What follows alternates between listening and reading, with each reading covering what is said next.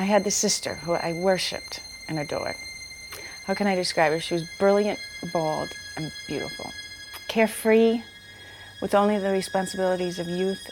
To her, I believe life was one big party, and she couldn't wait to live it.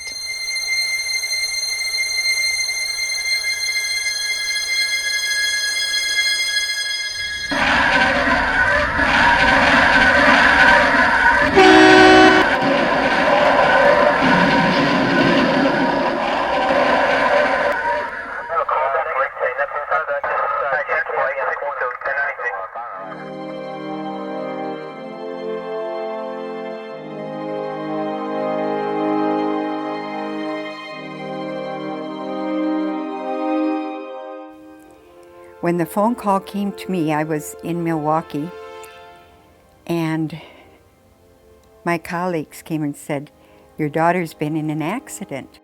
I think there were some smaller blood clots and some bruising of the brain, particularly on the left side, that we were able to manage. She's in critical condition. Not Tonia, not that bubbling, energetic, passion-filled young woman. I remember walking into the hospital and her sister was there. I remember her sister had tears in her eyes, and Tonia was lying in a hospital bed, just immobile, and her sister said, "Tonia, don't die, don't die." Severe brain injury, on the other hand, is really a much more difficult problem. Represents only 10% of brain injury. Then we call moderates sort of in between the milds and severe, another 10%. But severe brain injury, the death rate is about 1 patient out of 3, and at least another patient has probably 40% of those that don't die have very significant disability of some kind. There were a lot of other injuries that Tonia had: fractured ribs, collapsed lung. Her 5th vertebrae had a slit in it. But all we could think about was this coma that she was not coming out of. When somebody sustains an impact to their brain, the stress of that actually increases the metabolic demand even further. At the same time, oxygen and glucose delivery to the brain is impaired. If that's not relieved and it goes on, it leads to brain cell death and more neurological dysfunction. The early stages of a brain injury are very critical, and the more severe the brain injury, the more critical the treatment. And the doctors kept saying, "Keep her stimulated, keep her stimulated." Oh my goodness, this was a room full of flowers, balloons, anything that would keep Tonia stimulated.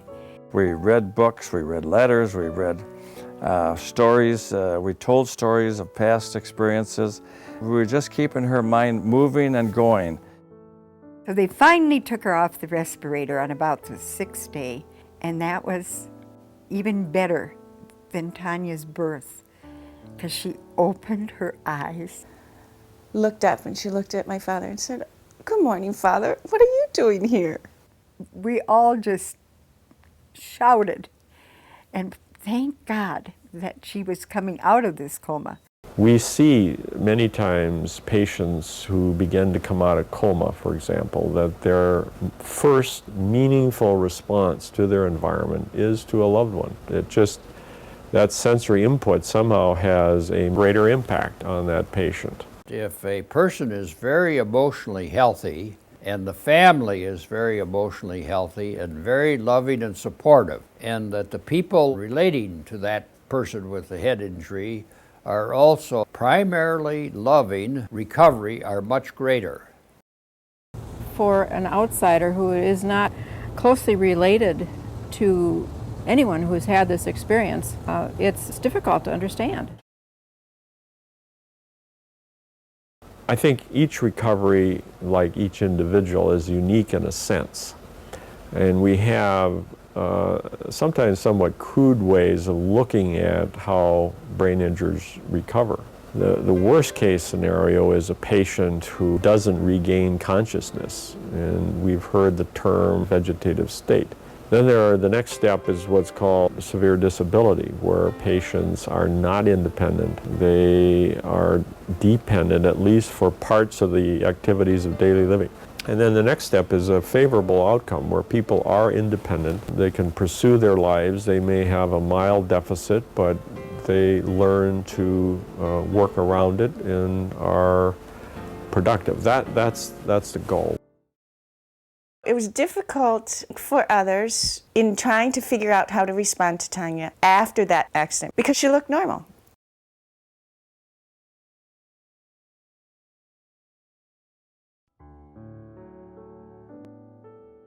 I recall about Tonia's recovery was her lack of emotion.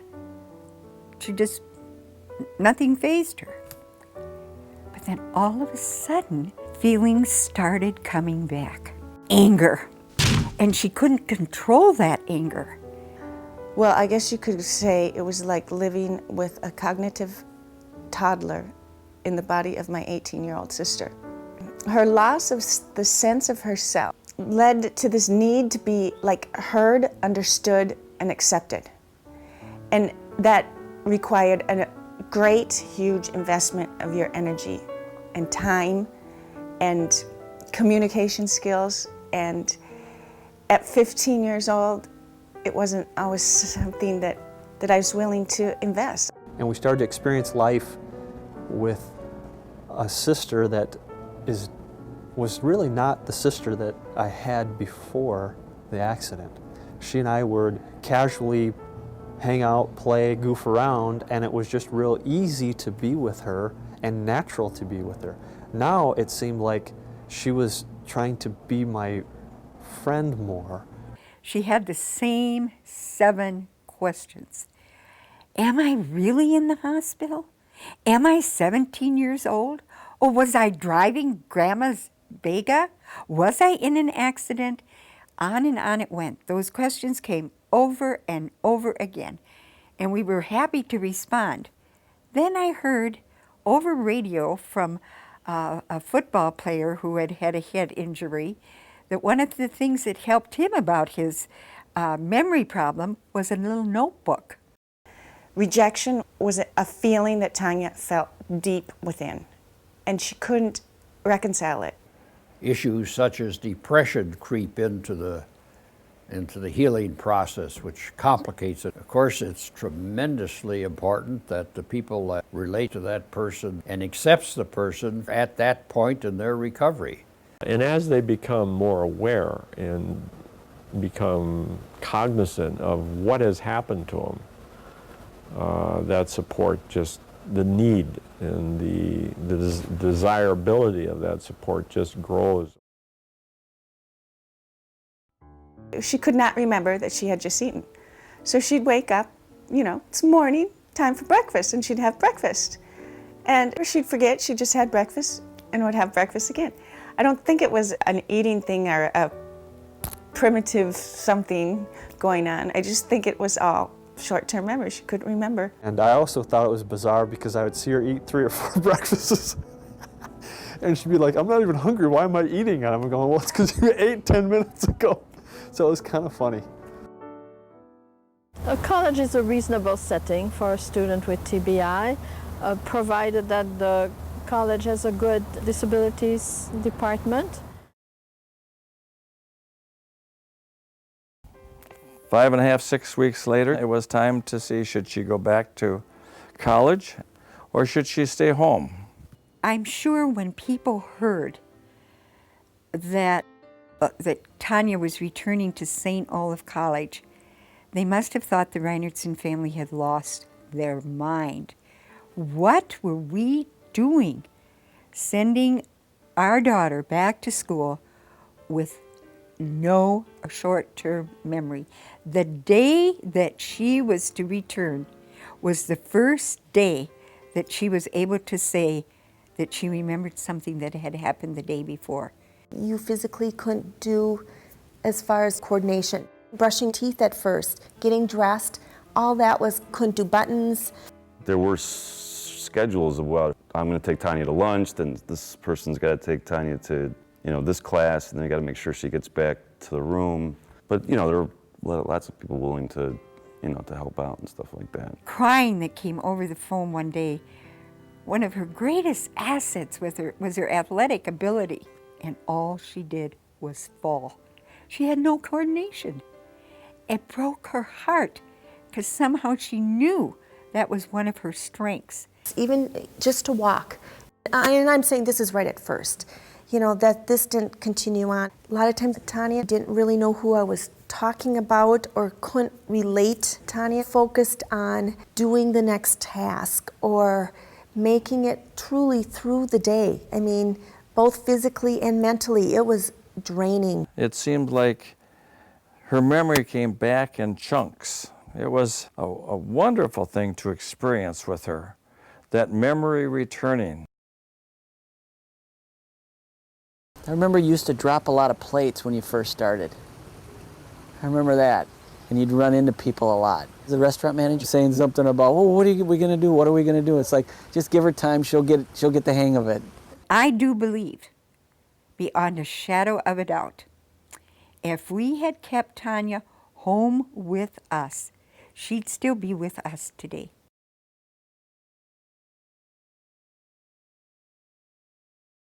When I finished my second year at St. Olaf, I was exhausted, and we did feel it was time for a change. I had been looking around. We found Bethel.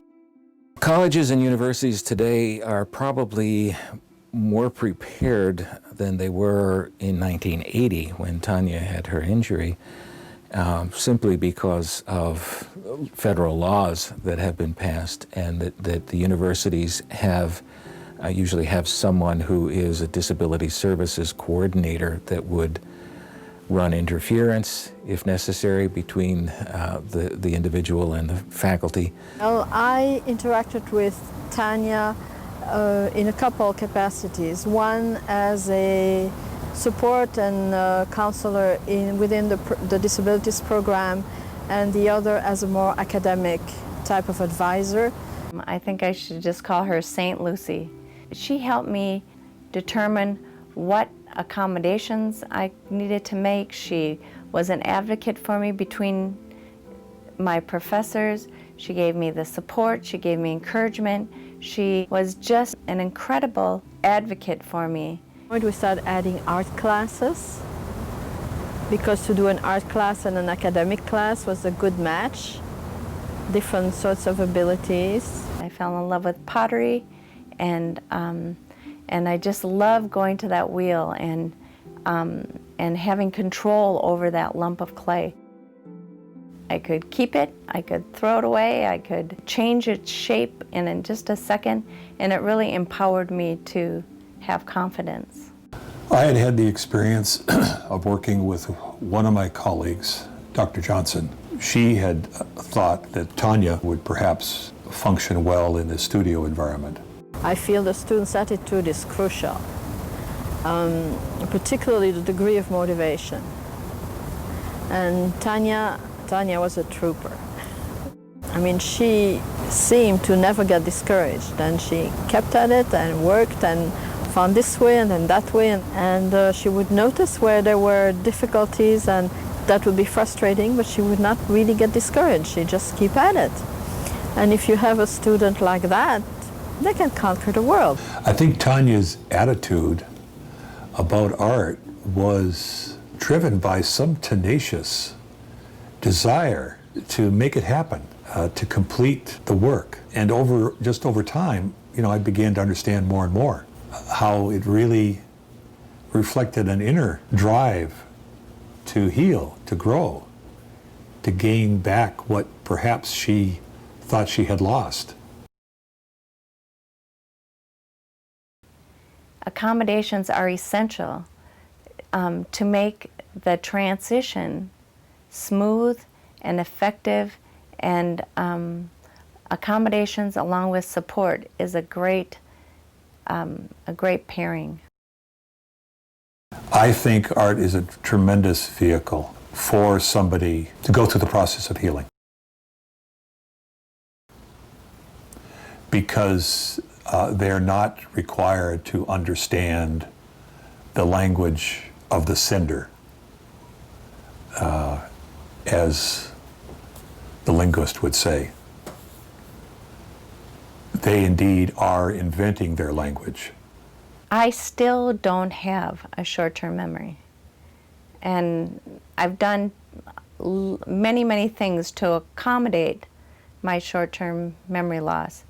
But it's always there and it's always with me. I think the more and more we understand what people are going through prior to their arriving on our campus, in our school, that it's imperative that we educate ourselves or ask other people and support those people. Depending on how the traumatic brain injury, the effects of that show in the individual, there may be some behaviors that the students might not understand easily and think the person is weird. We were at the auditorium or the chapel at Bethel University for the graduation ceremony. Just remember seeing Tonia walk up in her black robe, and it was a blue hood, and she went up to receive her master's diploma. And I just remember sitting there in the audience wanting to just burst out. Do you know who this girl is? Do you know what she has done? Do you know what this means? Was it 20 years before she had to start life all over? And she began life over again, and there she was, 20 years later, picking up her master's degree, special education. She wrote her thesis on traumatic brain injury. Did my sister's accident ever cause me to question God? It caused me to say, why does God allow certain things to happen? We just saw God answer that prayer and change the condition of Tonia for the better. I never dreamed when I would have children that it would take something so significant as an automobile accident to turn the thinking around of our entire family. And that's the one thing about traumatic brain injury I really want to convey is it's all about change and all about growing and changing and trying new things. And people with traumatic brain injury need to have opportunities to explore life and be a part of it.